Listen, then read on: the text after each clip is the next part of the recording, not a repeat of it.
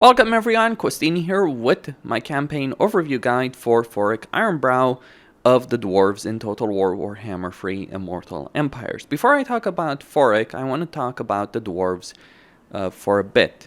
I believe I've done a race guide for them. If so, I will link it at the end of this video. It's kind of hard to keep track of all the videos I've done these days.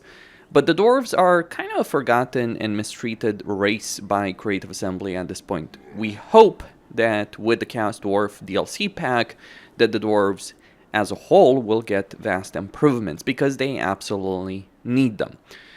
They've only gotten one paid DLC, and paid DLCs are very important for factions that receive them, because they generally include, nowadays at least, they include overhauls and improvements for the races that get them. Like the Greenskins got the changes to the Horde mechanic, and the many improvements that make them the powerhouse that they are today. And with the Dwarves, we've only gotten one paid DLC, and that's the King and the Warlord, and that was a unit pack more so than anything else, as well as a hero choice added into it, and a legendary lord choice as well. Since then, the only thing we've gotten is Thorek himself, but that was a free DLC portion as part of another DLC. And they improved the Dwarves, but unfortunately they didn't fix the underlying issues that they do have. First off, let's talk about the good things that Dwarves do get. Their army roster is actually pretty good. They have heavily armored units from tier 1. In any barracks, with any barracks you can get Dwarf Warriors, Miners with blasting charges, and Dwarf Warriors with great weapons. From any settlement, you can recruit miners, and all of these are units that have high leadership and high armor, which will help you in manual battles and help you when it comes to auto-resolve. It also helps that the Dwarf Warriors are shielded, so they will take less damage from missile fire. At tier 2, they do get access to Quarrelers, and Quarrelers with great weapons. Regular Quarrelers are better in a pure range fight. Quarrelers with great weapons are better in a melee fight. But Quarrelers in general, I would argue they are superior to Dwarf Warriors, because they're pretty decent in melee, and they will obviously do quite a bit of damage from ranged. Also, the Dwarves do get Garage Throwers and Bolt Throwers, if you have the King and the Warlord DLC, from tier 2. That means you get Siege that can knock down fortress walls from tier 2. And this is pretty important because it will allow you to attack a settlement with your 2nd, 3rd, 4th army, provided those armies do have artillery in them. And you will be able to knock down the wall towers and just shoot the enemy and annihilate the enemy in any siege battle. Pretty substantial benefits over there. The issue is that although the Dwarves do have this, and they have some of the best artillery in the game, the problems come down from this perspective. They have no cavalry, so they can't actually just crush enemies when they're routing. They can't inflict as many casualties as you'd like when an enemy army is routing. But more importantly, they have very poor casualty replenishment. And casualty replenishment is pretty significant when dealing with a world domination campaign, because you don't want to fight every single battle manually, and when you do fight a battle, you want to be able to recover from it very quickly. The Dwarves just lack that ability. On top of that, they have poor growth, because their main settlement buildings will generate only a very small amount of growth. Like this provincial capital over here that I start with can only get up to 15 growth. Now, of course, I can get the barley field chain and get 38 more growth, and there is research to improve it even further with heavy cornstones that will give you an additional 10 growth. But really, the way the Dwarves handle the growth situation is they get autonomy of the holds, they use the Empower the Guilds commandment, they get 30 growth through that. But that's through a commandment, so you need to control an entire province. If you don't control an entire province, your growth in your settlements is going to be very, very slow. And the problem is, the Dwarves generally have campaigns where they start surrounded by factions that are able to expand much more quickly than they are, grow much faster than they are, so they end up falling behind. You can play a Dwarven campaign and you can make it work with every legendary lord, minus perhaps Ungrim, though he has... that comes down more so to his army roster and his lord benefits as opposed to issues with dwarves themselves, but you can make it work. Just be aware it's going to be a fairly slow campaign. Finally, it is worth saying that the dwarves do have limited recruitment slots, and they only have very few ways of improving it. Again, through research, like you can get Grimnir's Favor, get 1 local recruitment capacity for all provinces, as an example. Or you get Recite Ancient Grudges, so you can get up to 4 local recruitment capacity. But that's only through research, whereas races like the Greenskins, for instance, their settlement buildings will increase their local recruitment capacity for every settlement building, either major settlement or minor settlement. So you are certainly at a disadvantage. You'll recover harder from battles. You'll be able to, you won't be able to recruit units as fast as your enemies will be able to. And if you're playing a Dwarven campaign, you can expect to be fighting a lot of battles manually. That's where they stand at the moment. They might win those battles with minimal casualties, especially if you build a massive force of quarrelers in your forces. Like for instance here, I'd wait 2 turns and start pumping out quarrelers on Thorek. That would be a very powerful army that would be able to obliterate everything in its path, but you gotta be aware that it's gonna be limited. On top of that, there's the economic aspect, so you won't be able to maintain as many armies as some other factions will be able to that are going to be arrayed against you. So the word I would use when describing the dwarves would be slow. They're just a very slow race. Now, to talk about Thorek himself, his faction-wide benefits, at least from this screen, aren't anything special. The oath gold from buildings and the oath gold cost don't really matter, given the way oath gold currently works in Warhammer 3, and the fact you can exploit the mechanics here in the Forge to just generate an unlimited amount of oath gold, if you so desire. So those don't really matter. The only benefit really here that's important is the hero recruitment rank +5 for runesmiths. Everything else, pretty meaningless, unimportant. Even the upkeep of -25% for runesmiths doesn't really matter.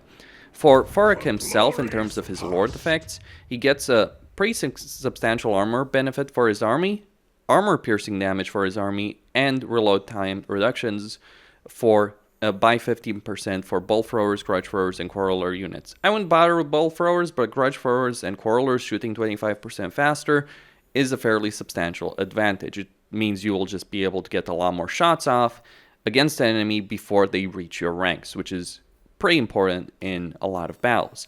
When we're looking at his skill line, he's lacking the melee skill tree because he is a runesmith. Well, he is a rune lord. He's actually really powerful in battles. I believe he's the only legendary lord of dwarves that people would say use in multiplayer battles, because with his rune abilities, he actually brings quite a lot in a battle. His special skill line improves his runes, causes fears. Fear gives him the Master Rune of Spite and the Master Rune of Grungni. As passive abilities, gives him ward saves. Gives him a miscast chance benefit and a shared cooldown for all Master Rune magic. Pretty substantial when we're looking at this from a combat perspective against armies.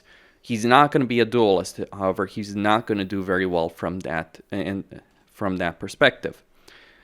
Beyond that, he does get construction cost and construction time, -20% for construction time, -15% for construction cost. That can be useful when you're conquering territory, you want to build it up again, or build in general there.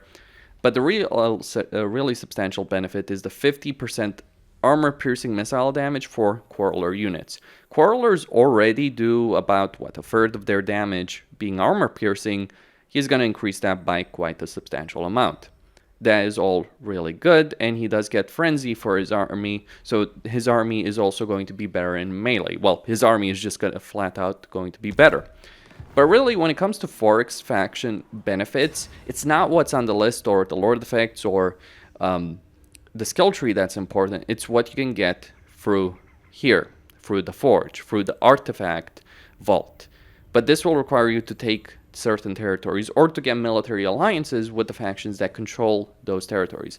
But you can get an ancestor hero, which is a special kind of hero, a special kind of Thane that can't be killed. and is pretty good in battles. Yoked Chironosaur, Morgrim's Gears of War, so ammunition, range, missile strength for bolt throwers, grudge throwers, and quarreler units. Very substantial power there. Oakwold generated armor for lords and embedded heroes, faction-wide, and tradable resources produced 100% faction-wide, as well as sundering attacks for miners and longbeards, melee attack, as well as short cooldown for rune magic. Those are the Thorgrim's faction-wide benefits if you can get them. The tradable resources one, I should mention, is going to be very impactful when it comes to your income, because the more trade resources you create, the more trade resources you can create, the more money you'll get, and the more factions are going to trade with you. The Dwarves do have an advantage when it comes to trade. It's not as good as the High Elven one, but they can produce tradable resources through the Dwarf beer. So Dwarves can actually generate a substantial amount of income via trade, and having double the tradable resources, if you can produce those artifacts, is pretty substantial. But what do those artifacts require? Well, there are certainly certain marked elements on the campaign map. You need to take those elements or get a military ally with the factions that control them, and then you'll be able to get the necessary parts to be able to make things in the artifact vault. Now, thankfully, the way things are sorted out, it's a fairly logical progression. So let's say you want to get that ancestor hero, you want to get this element right over here, which is Lamia, and then you want to get this element here. So it is a natural progression that you're going to follow.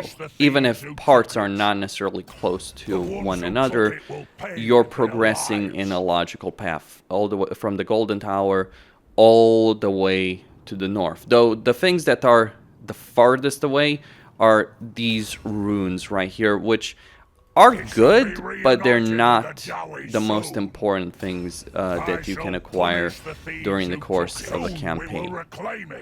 But they can still be beneficial to obviously get. So you're going to be on a journey to get those runes. But herein lies the problem with Thorek's campaign. And the thing that's going to give you the biggest headache in the campaign. You want to get those runes, right? You want to unlock the power of the artifact vault. And one of the reasons you want to get those equipment parts is not just even for the faction-wide benefits, but because a lot of the grudges that Thorek does have come from the artifact quests themselves. I think this is silly. I think this should be removed from the Great Book of Grudges when it comes to Thorek, because it means his mirror starts half full. It's very easy to get a lot of grudges in the book. Creative Assembly has fixed this. It used to be that after a couple of turns in Thorek's campaign, the grudge meter would be full, and you'd be basically spending the entire campaign with it full. That's no longer the case, but having low grudges gives you substantial benefits that you do need in terms of diplomatic relations, research, construction costs, control. And by the way, control is something that affects your growth. If you have good control, you get more growth, and growth is poor for the dwarves. So just being able to solve some of these artifact quests and maintain your grudges low is going to be important. Here's where this becomes an issue. The first one is in the Golden Tower. The other ones that are closest are in Karakorund and then in Lamia, and then going north and north and north through the mountains. But you might be able to spot the issue when I'm moving the map right here. Your logical expansion path, the one that will give you the most power in your campaign, is one where you're creating a very thin line of territory that you control, or where you assault, but that's going to be exposed from factions all along the way. Especially from factions here in the west in Khemri. Now, you can't really take Khemri. The climate isn't the greatest in the world, so you're always going to be exposed from the factions here in the west. From Manfred, from Volkmar, from Cetra. And I've had wars declared on me by at least 2 of them. You might have wars declared by all 3 of them, and then there's even more factions. And then there's some parts that are in ridiculous spots, like there's one important part here in the Vulture Mountains that you do want to get access to, but to get to it, you have to cross all of Khemri and a good portion of Araby, especially the desert here. to get it. Though you might want to take the desert anyway, because you can then trade it to another faction and get really good relations with them. For whatever reason, the Great Desert of Araby is highly valued by any faction if you're trading it away via diplomacy. When I've played campaigns as Cetra, for instance, or as Archon, I've been able to take the Great Desert of Araby and literally vassalize Rapans, because it gives you so much in terms of value with other factions. Just bear in mind, if you're going to engage in diplomacy, the Tomb Kings themselves, like Cetra or Archon, are not going to be able to give you a lot of money because they don't have a lot of money. Logical foes, of course, are going to be Manfred. The Bowmen of Orion are also a pain in the neck for Thorek, because ideally you wouldn't be dealing with them, but they generally tend to declare war on you. Then there's the issue of Krokgar, of course, as well. Like the Lizardmen in general, both Krokgar and Tic-Tac-Toe here in the Southlands tend to be very aggressive towards the factions that neighbor them, with the exception of Teclis, but even Teclis is not immune to their situation. So what should you do when you're playing Thorek's campaign? Well, you should start by getting a barracks to tier 2, getting the mine to tier 2, taking the last plateau very quickly, dealing with this army, taking the last plateau, and recruiting. I would recruit 2 miners with blasting charges, and then 2 dwarf warriors, like 2 units of miners with blasting charges, 2 units of dwarf warriors. And once you get this clan barracks to tier 2, just spam quarrelers. Get a lot of quarrelers in Thorek's army. In fact, if you get his entire army being made up of quarrelers and grudge throwers, that would be for the best. Once you get another tier 2 settlement, I would recommend getting an artillery shop and getting 2, maybe 3 artillery pieces from it, then destroying it. The reason you want to get that many, getting 4 in total, is so you can pass 2 of them along to a second army, which you will probably want to recruit relatively early in your campaign. But what's your campaign expansion plan going to look like? Well, you're going to take the last plateau, Mount Arcos, and then you're going to march here in Karak Orund for the peace here as well. After that, what you want to do is take out Lamia. You want to take out Lamia for 2 reasons. You want the peace, but you also want to make to have some good relations with Khalida, because you don't want to be fighting everyone. And you can end up in a situation, and this is the danger of Thorek's campaign, is you can end up in situations where you're fighting everyone around you. And because you're playing a Dwarven campaign, you're not going to have that many armies. That's the problem. You don't have the resources needed to deal with all the threats that surround you. But I would take Lamia. After that, you could continuously head up north, smash Queek, who's going to have enough headaches to deal with orcs over here, and Karak Azul. Smash Queek, take the piece from the Misting Mountain, and continue north with your main army, while building up secondary armies to, or at least 1 secondary army to hold your core territory from attacks that are going to come from the south. Alternatively, you can just turn Thorek. Once you've taken Lamia, you can turn him around to smash Krokgar to take the Golden Tower. Or you could just bite the bullet and and just feed Krokgar a lot of money so that you can eventually make some kind of deal with him. Krokgar does control is the Dwarven neck yoke. So you want to potentially take the Golden Tower in the campaign to be able to get the Yoke Karn Sword, though it's not the most important thing in the world.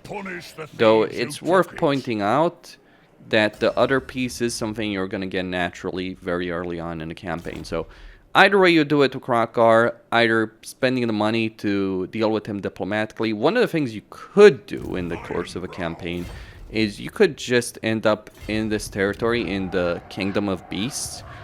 Take the Temple of Skulls here with your own army. Like once you've taken Mount Arcos, or once you've taken Karak Orund, taken Lamia, you start heading south here after making deals with Khalida. You take the Temple of Skulls and you sell it to Krokgar, who will be expanding north because there's a Skaven faction here that he's gonna be at war with from turn 1 of his campaign. But either way you do it, you do want to get the Golden Tower. Long-term prospects or mid-term prospects. Well, eventually you will probably want to send an army here just to secure the Vulture Mountains. Generally, the dwarves here, the Greybeard Prospectors, tend to get wiped out by Arkhan, and a messy war starts here between Cetra, Volkmar, maybe Skarbrand, and Arkhan. I've actually seen Arkhan the Black hold back Skarbrand, Cetra, and Volkmar on his own for entire campaigns. I've never seen in any single campaign that I've played Arkhan actually lose. That's because he gets some very substantial faction benefits. Generally, the Tomb Kings are limited because of the units they can recruit. Arkhan can recruit more units than anyone else, and he starts with an extra army, so he has significant advantages against his foes. He struggles to win because he's got a lot of foes, but I've never seen him defeated. Just be aware of that if you're going to march that far west. You will encounter Arkhan, and you may end up in a war with him. Beyond that, though, you do eventually want to get into the Misty Mountains. You do want to take Valea's Sorrow, and keep heading north. Take Black Crag, and expand your territory continuously. You might want to take these lands here, the Orc lands, like the lands that Skarbrand controls, the lands that Malagor controls as well. There's also a peace here, and there's also a fairly substantial benefit here that can give you some very good advantages if you take it. And generally speaking, it is safe to expand in the Badlands because Belagar over here is going to wipe out any potential threat that you might face. And even if Sartosa declares war on you, just wipe them out, take Sartosa for yourself, because it can be a great economic hub. Just avoid as much as you can getting entangled into a war against Volkmar. Or maybe even send Thorek to help Volkmar deal with Manfred, take Kasabar, sell it to Volkmar, secure your western flank. You're also going to likely have to deal with some Wood Elven annoyances. Lots of possibilities in the campaign, but generally speaking, for the artifact vault, you want to keep heading north, encountering factions along the way, making deals with those factions, making confederations potentially with Thorgrim and with Ungrim, but just keep heading north, taking territory along the way. What's going to happen to Zufbar, and I've seen this happen every campaign, they get wiped by Vlad. Very rarely does Zufbar survive in any way, shape, or form, so you're going to be liberating that territory from Vlad. You might also want to take Sylvania for yourself. There is a gold mine over here in Sylvania that you can use. Even if it isn't ideal climate, you can still take advantage of the economic benefits that southern Sylvania at least provides. But just keep heading north, expanding along the way. Now, looking at the campaign victory conditions, you don't have to deal with any specific factions or hold any specific territory, but you do need to get at least 5 artifacts via the Forge. This is where it's bullshit, I have to say. 5 artifacts is the majority of artifacts, and that is a very long and substantial journey that you're going to be going through in order to get those. Because to get 5 artifacts, you're basically going from your start position to Karazakarak, more or less, or at least Black Crag. That's how substantial of a journey that is. While also, and even if you're just rushing it, ignoring everything else that's happening in your homeland, even if you do decide to play this campaign where like, oh, I'm just going to get an army and go on an adventure, get all this faction benefits, though I don't care about my territory, it's still a hell of a journey. And if you lose all your territory, of course, you're not going to maintain your economy, or you won't be able to afford even one army. And, of course, you're risking losing everything if one battle goes south. And it's not like the Badlands are some kind of joyous adventure. No, there's going to be a lot of factions with a lot of armies fighting over this position. Hell, by the time you arrive at Karazakarak, Skarsnik himself, who you do need to defeat, may have outright conquered it. Though most of the time, Skarsnik does end up losing between the combination of Ungrim and Thorgrim. Just be aware, you might show up at Karazakarak, and Skarsnik might have taken over the entire place, and you might need to liberate the Dwarven capital.